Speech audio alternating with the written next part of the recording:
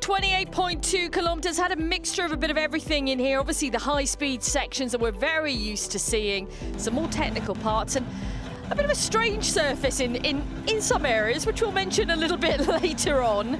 We were a bit concerned, and so were the drivers on this one, as to how it would evolve on the second pass. Now, FIA safety delegate Michel Mouton has been through the stage and said, yes, it is rutted in sections, but maybe not as bad as the rut's certainly not as deep as the Bratby stage yesterday. Remember that one, the first stage of the afternoon, which was really quite difficult for the drivers to make their way through on.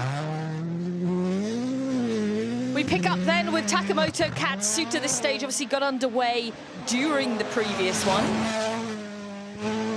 You can see quite already a different complexion on the stage surface with the amount of cars that we've had going through the full field.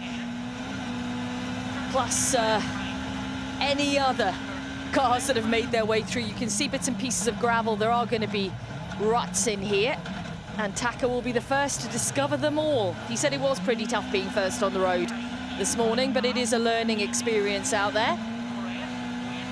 Yeah, and already he's appreciating what Calais had to go through yesterday in the afternoon loop. It's even more messy. He said there was absolutely no line, he said, in that first stage of the loop. But yeah, it'd be interesting to hear his comments at the end of this one. Been in good form this afternoon.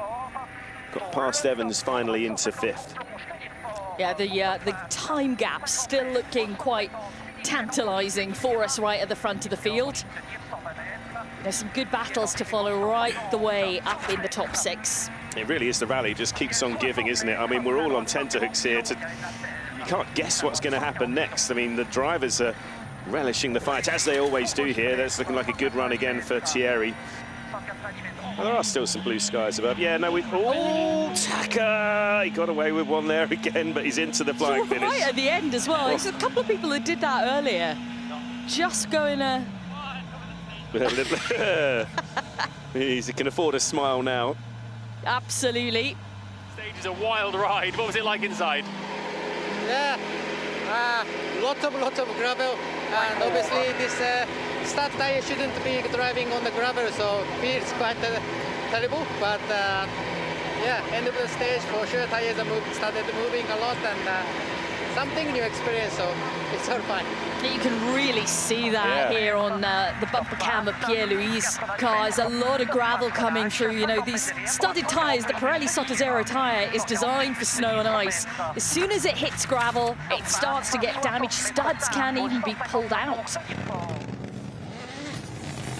Oh, Calais! I was going to say that back end was really wild then. He just could not hold on to it. He was lucky that I think there was there an access road just to the left there. He got away with without actually spending any time in a snowbank. He's not really lost much time at all. It was quite dramatic to look at it, but that's going to give him a little bit of a scare, though. It's a good few seconds, and again, it just goes to underline what I was just saying. The corner to corner, the grip level is just really, really impossible to judge. Let's take a look at it again. That's the back end just going out, and it's just locks up and just spins him right round. Yeah, you see just to the left here, I think there's an access road here. He's been pretty lucky there, hasn't he? So very lucky. He's just sort of almost spun into the access road. This will give us a better view. Yeah, you see. Well, difficult to see because he got a big face full of snow, but yeah, just behind him there was a little access road. He could well have had the back of the car into a drift, so he's really, really lucky as well. Or perhaps, you know, these guys have got such sharp reflexes, it actually could just be lightning quicker reaction that saves the day. This is what they're trained for, certainly. 13.8 kilometres into the stage, that one. There you go, 3.3 seconds dropped then. That's the difference. Could be a big boost this stage for Thierry. Very interested to see what the gap is come the end.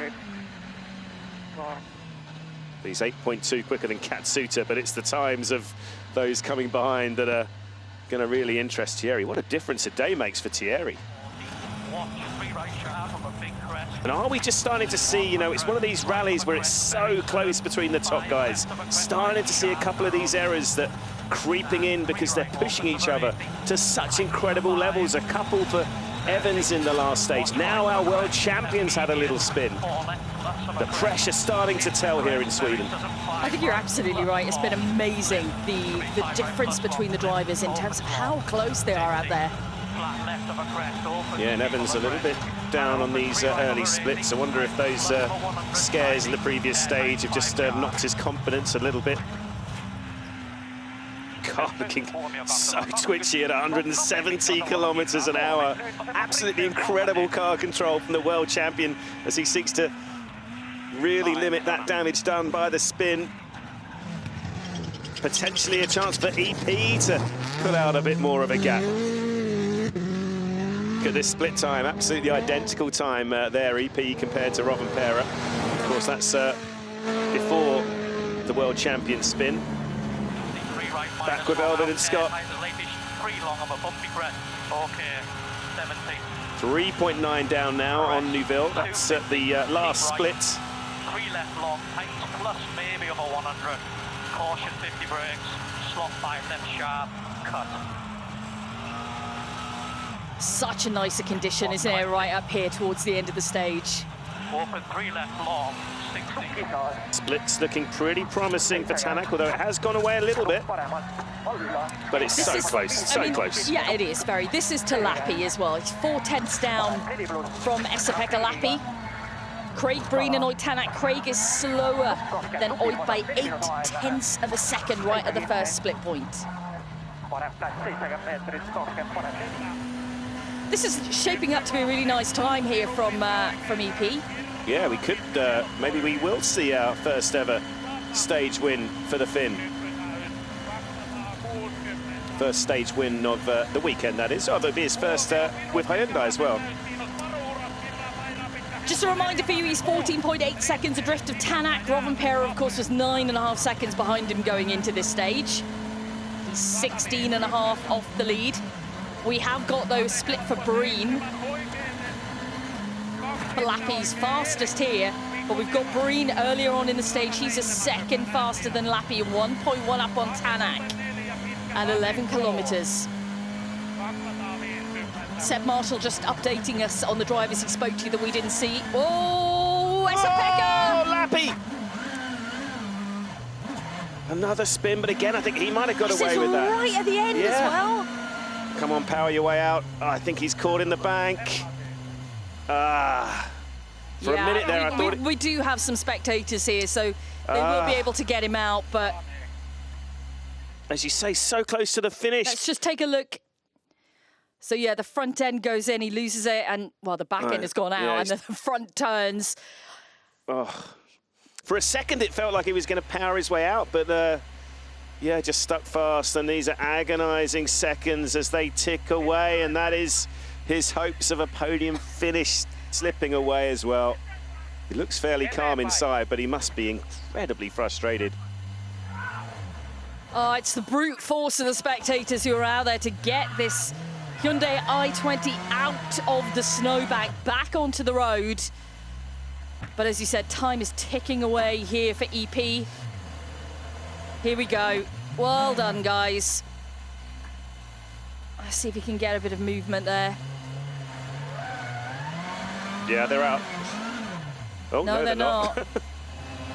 Well, we've got to keep an eye on this because Tanak's going to be coming closer and closer. Obviously, they started 3-minute intervals, actually, aren't they, here?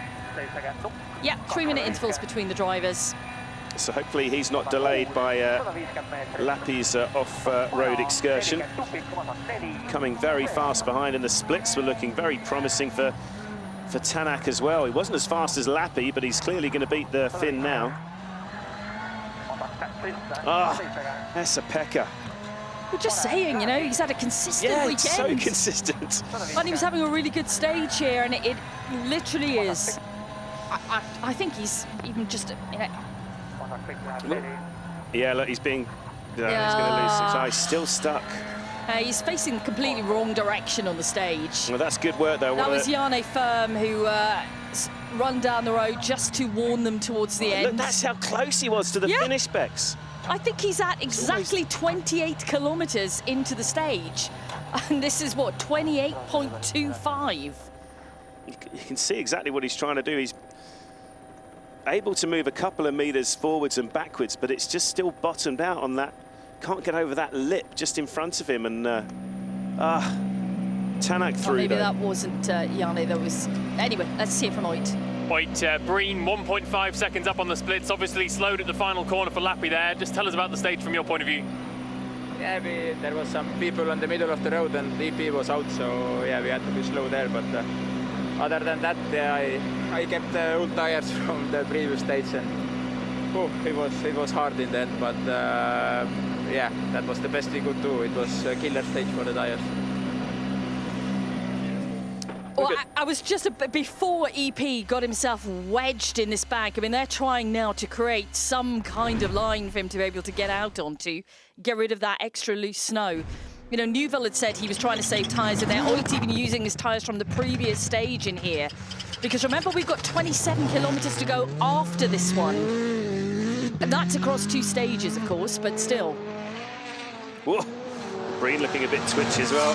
I said this earlier, though, this, you know, again, it's this nip and tuck battle. We saw the mistakes for Evans.